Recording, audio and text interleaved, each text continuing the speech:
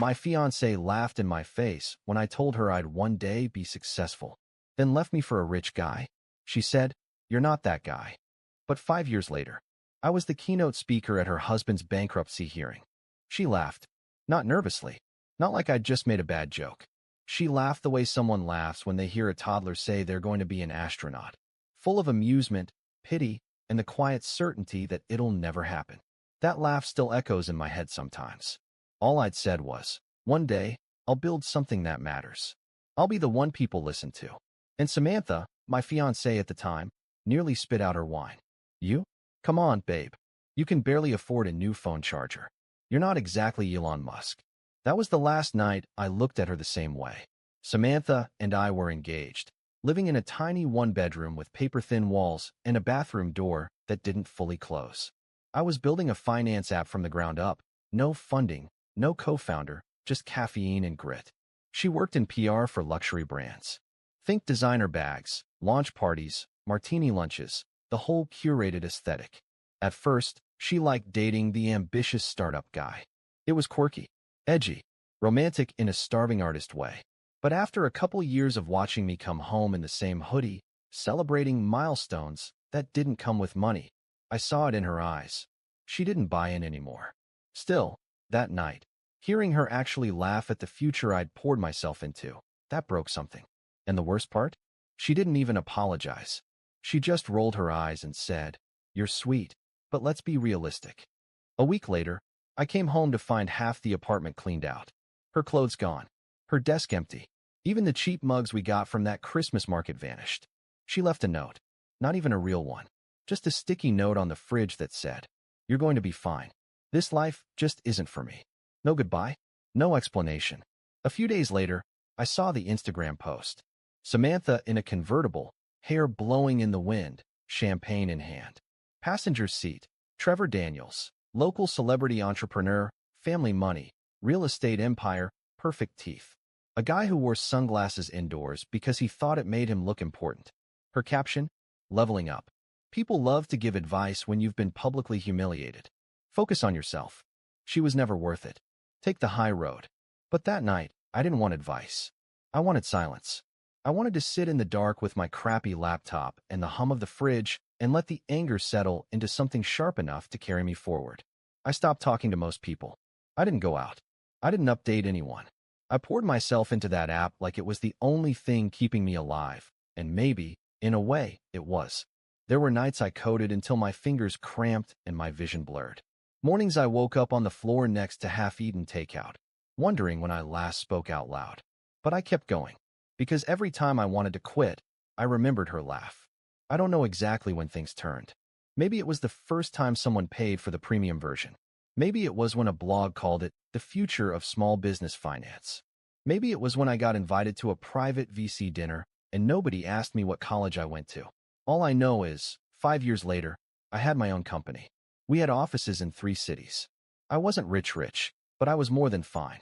My team called me founder. Investors called me visionary. And Samantha, well, I hadn't thought about her in a while. Until the day I got an email inviting me to be the keynote speaker at a national conference on business ethics and financial disruption. And there it was, in the attached schedule. Day 3, Corporate Collapse Case Study, Daniels Holdings. Trevor's company, the one that just made headlines for defaulting on over $40 million in commercial debt. The one under federal investigation for fraudulent investor reports. And the cherry on top? His wife, Samantha, was listed as a co-director of brand strategy, meaning her name was on the filings, meaning she'd be there, sitting across the room from me, watching me take the stage. The same guy she laughed out of her life like a bad joke. And now? Now I was the closing speaker at her husband's bankruptcy hearing. You don't really feel rock bottom when you hit it. You don't wake up one day and say, "Ah yes, this is my personal low point." It creeps in slowly, one missed paycheck at a time, one apology to your landlord, one skipped dinner, one ignored call from your mom. And then suddenly you're sitting in the dark, wrapped in a hoodie that hasn't been washed in weeks, eating canned beans with a fork because your only spoon broke in the sink and you couldn't afford a new one. That was me, 6 months after Samantha left. The app, at the time called Ledgerlight, had 100 users. Maybe. All small-time freelancers and Etsy shop owners. I was chasing down bugs, trying to patch code on a laptop that overheated if you opened 2 tabs at once. There was no investor interest. I couldn't afford a developer. I was watching YouTube tutorials at 2 a.m. just to duct tape this thing together. Meanwhile, Samantha and Trevor were showing up on local news segments. He was being praised for revitalizing urban housing. She was quoted in some online article talking about strategic positioning and lifestyle storytelling. I watched the clip. She was wearing a silk blouse I knew I couldn't even afford to dry clean. They were golden, glossy, shiny enough to make people believe in their fairy tale. And me? I was still behind a cracked screen, chasing a dream that no longer felt romantic, just pathetic. There were nights I hated her, not just for leaving, but for laughing, for mocking something she knew meant everything to me, for making me feel like a little boy with a fantasy instead of a man building a future. And then, when the hate cooled down, the silence came. Months of silence. No texts, no calls, no social media. Samantha vanished like I'd never existed. I could have moved on. Should have. But I didn't. I couldn't. Instead, I made a decision. If no one else believes in me, I'll do it alone. And one day, I'll be so big, people like her will feel small just standing next to me. I wrote that sentence on a sticky note and slapped it on my bathroom mirror. It stayed there for years. Things didn't get better overnight. That's the part people like to skip when they tell these stories. There wasn't some magical moment where an investor called me out of the blue and said, "We believe in you." What happened was this. A small bakery in Austin used my app. They were drowning in bad loans. They used my algorithm to restructure their payment plan and cut their losses by 40%. The owner sent me an email, just a few lines, that said, "Your app saved my business." I was days away from shutting down. Thank you. I cried when I read it. Not like a movie tear gliding down the cheek. Full on, shoulders shaking, ugly sobbing. Because for the first time in years, I felt like maybe, all this pain wasn't pointless. From there, the growth was slow but real. The app spread through word of mouth. I started a blog, then a podcast. I got interviews on niche finance channels. One day, a micro-influencer on TikTok made a video about how Ledgerlight helped her stop getting scammed by sketchy lenders. That video got over 700,000 views. We had 11,000 signups in 2 days. I nearly passed out from shock. And then the emails started coming. Advisors, mentors, a VC group from Seattle who wanted to chat. I'd been cold emailing them for years, and suddenly, they were in my inbox. By year 3, I had my first funding round for $100,000. Year 4, we had a full-time dev team, a marketing consultant, and 3 interns. Year 5, I bought an office. Not a WeWork space, not a rented cubicle, a real, 3-story building with glass walls and my company's logo on the damn door. I hadn't thought about Samantha in a long time. Not seriously. Every now and then, someone would mention her name, or I'd hear Trevor Daniels was doing some overpriced condo project downtown, but I didn't care. Until one day, I checked my company's Instagram and saw something strange. A like. Just a single like on an old post announcing our funding milestone. From her. I clicked through. Her profile was private, but the bio was new. Brand strategist. Believer in second chances. Hilarious. I ignored it. Until the second like. Then the DM. Just one line. Proud of you. I always knew you'd make it. I stared at the screen for a long time. Because no, you didn't. You laughed. You walked away. You chose someone already at the finish line and left me bleeding on the track. You didn't believe in me. But now? Now you wanted to rewrite the past like I'd been some underdog you quietly rooted for in the background?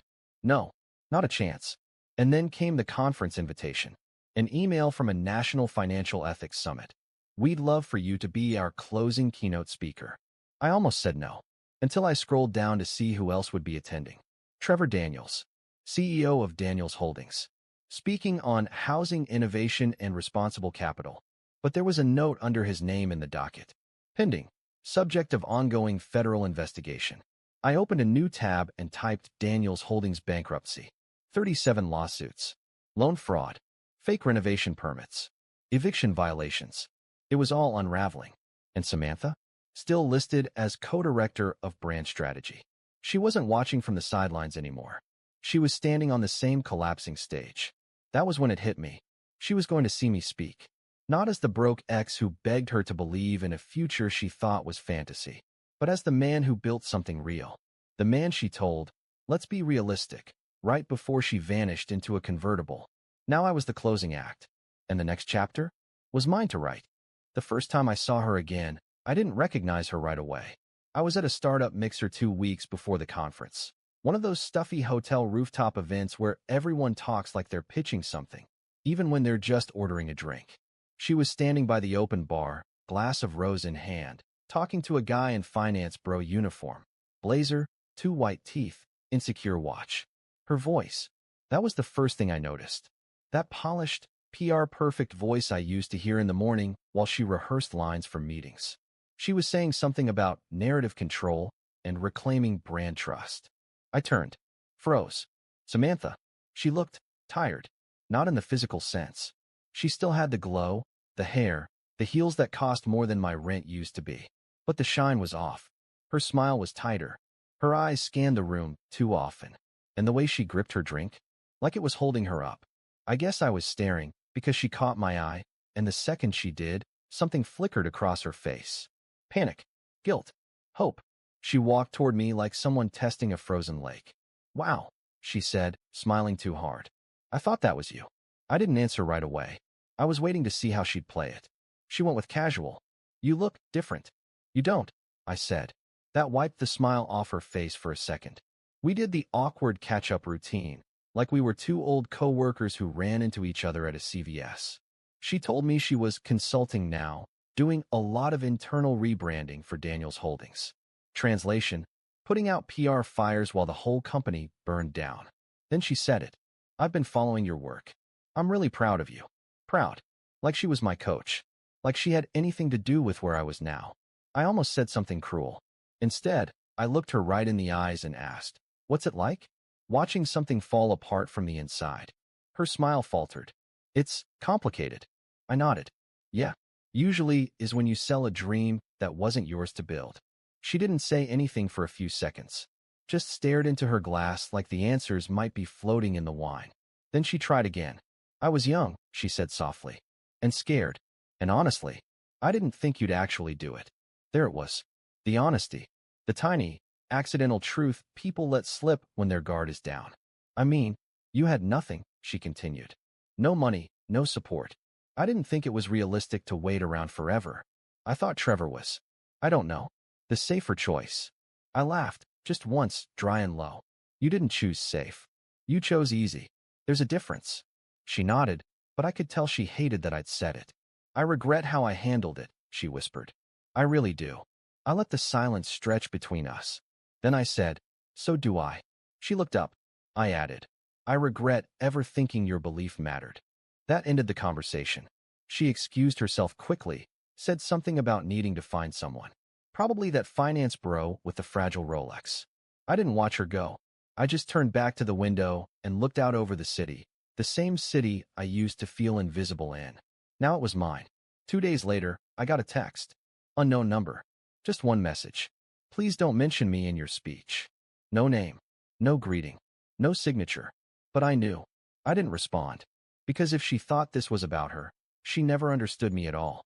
The night before the conference, I checked into the hotel where it was being hosted. A massive place downtown with marble floors and a chandelier big enough to crush a Prius. In the elevator, I ran into a former investor who once turned me down. He smiled like we were best friends. You proved me wrong, he said. Gotta respect that. I didn't even need to respond. The suit, the lanyard, the keynote badge, it all spoke for me. Back in my room, I poured myself a drink and opened my speech draft. It didn't mention Samantha once. It didn't have to, because when I walked on that stage tomorrow, every word would be for the people who were told they weren't enough, who were laughed at, left behind, counted out. And if Samantha was in the audience, all the better. She'd know. I didn't sleep the night before the keynote. Not because I was nervous. I've pitched to investors while running a fever. I've done live Q&As with tech bros trying to trip me up on valuation models. I've launched updates mid-crash with thousands of users screaming in my inbox. No, this wasn't nerves. This was focus. This was years of silence, discipline, humiliation, and rebuilding all sharpening into one moment. The conference ballroom was a cathedral of wealth and ego, floor-to-ceiling windows, designer chairs, cold brew on tap, and people wearing name badges with titles longer than their job descriptions. I kept it simple. Black suit, no tie, company pin on my lapel. Clean, sharp, unbothered. I walked through the crowd and felt the shift, heads turning, hands reaching for a shake. 5 years ago, no one would have noticed me in that room. Now, I was the reason half of them showed up early. My speech was scheduled for noon. Trevor's hearing was at 2. You could feel the tension in the air. People were whispering. Half the attendees were here for the keynote. The other half wanted to see a millionaire publicly unravel. Some were here for both. 10 minutes before I went on, I caught a glimpse of her. Samantha, back row, hair tied back, minimal makeup, nervous hands fidgeting with her bracelet like she was trying to stay invisible. But she wasn't. Not to me. She looked like someone watching a bomb she forgot she planted. They introduced me with words like visionary, innovator, disruptor. I tuned it out. I stepped up to the mic, looked out at the sea of faces, and started talking. Not pitching, not performing, just talking. My name is Noah Carter, I said. And 5 years ago, I had nothing but a broken laptop, a ridiculous dream, and a partner who told me to be realistic. A few people chuckled. I didn't smile. I was told that people like me don't build real companies. That if I couldn't show a profit, I wasn't worth investing in. That ambition without a bank account was just noise. I paused, then looked directly at Samantha. She flinched. I wasn't angry. I was focused. Because the truth is, when someone laughs at your dream, you've got 2 choices: believe them or prove them wrong. Silence. Then a slow, rising clap from the front row.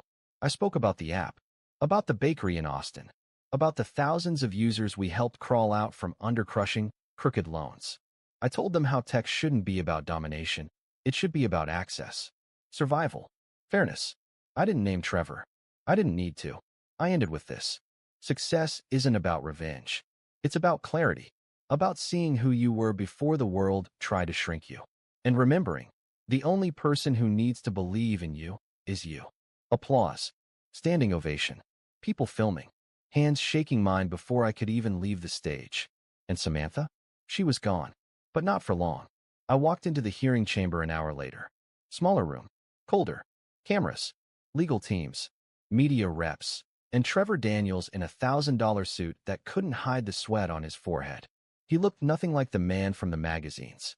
His jaw was clenched. His tie was loose.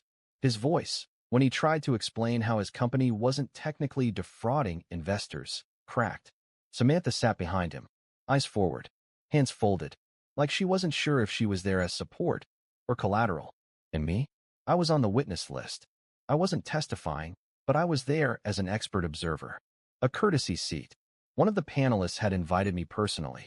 When the judge asked for input on the ethical violations of Daniels Holdings' lending practices, the moderator turned to me. Mr. Carter, as someone who built an app to combat this exact type of financial exploitation, any thoughts? I leaned forward. Only said one sentence. I think this is what happens when you sell trust you never earned. Even Trevor looked at me. He knew who I was. He remembered. When the hearing ended, Trevor had to sit through a list of charges that could tie him up in court for years. And Samantha? She followed me out of the building. Called my name like it still meant something. Noah. Wait. I turned. Just enough to make her think I might stop. I didn't. She caught up. Her voice was low, frantic. You were incredible, okay? That speech, the way they looked at you. I cut her off. Calm. Cold. Final. I didn't do this to make you regret leaving. She opened her mouth, but I didn't let her speak. I did it because I knew one day I'd walk into a room and you wouldn't belong there anymore. Then I walked away. That night, back at the hotel, I poured a drink, loosened my collar, and looked out over the city that used to chew me up and spit me out. I wasn't angry anymore. I wasn't even proud. I was free. She didn't give up after that. I thought she might. Thought maybe the hearing would be the last thread. That she'd walk away, cut her losses, disappear into another life that wasn't mine. But Samantha doesn't lose gracefully. Especially not when there's a second chance to spin the story. 2 days after the conference, I got a message. Then another. Then a string of them. At first they were polite. Professional. Really inspiring work. Would love to grab coffee and hear more about how you scaled. Then softer.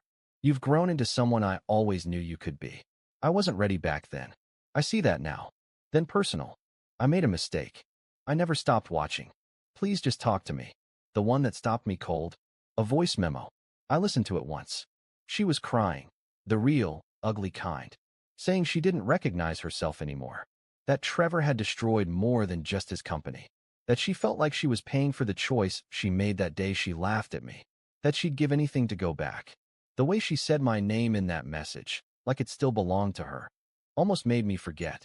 Almost. Let me tell you something people rarely admit. Closure isn't a conversation.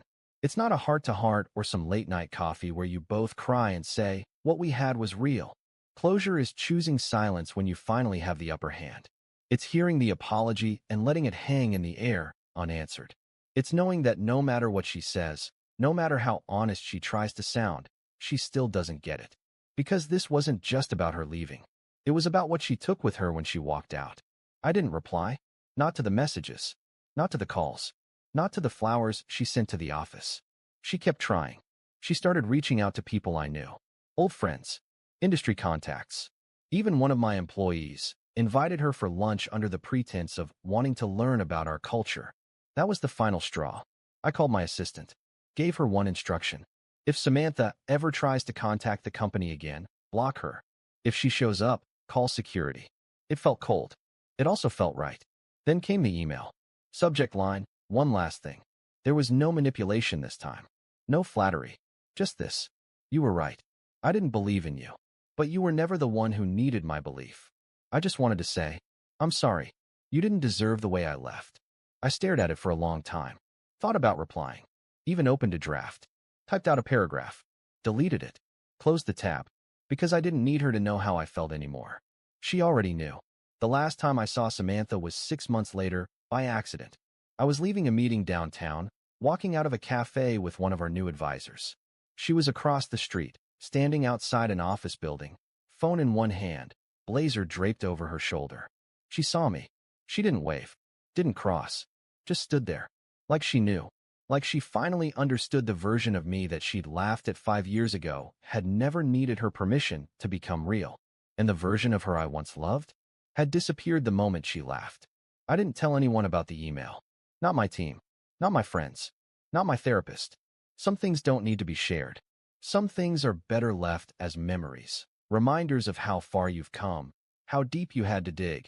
How loud someone's laughter sounds when they don't think you'll ever be more than their footnote. But she's not my footnote. She's a cautionary tale. And me? I'm the one who made it. 3 months later, I was sitting in a podcast studio. Not some grainy Zoom interview. This was the show, the one that every founder, creator, and entrepreneur dreams of landing on. Millions of subscribers. Syndicated everywhere. You're not just building a brand when you're on that mic. You're writing your name into the room. The host was this ex-VC-turned-media guru guy.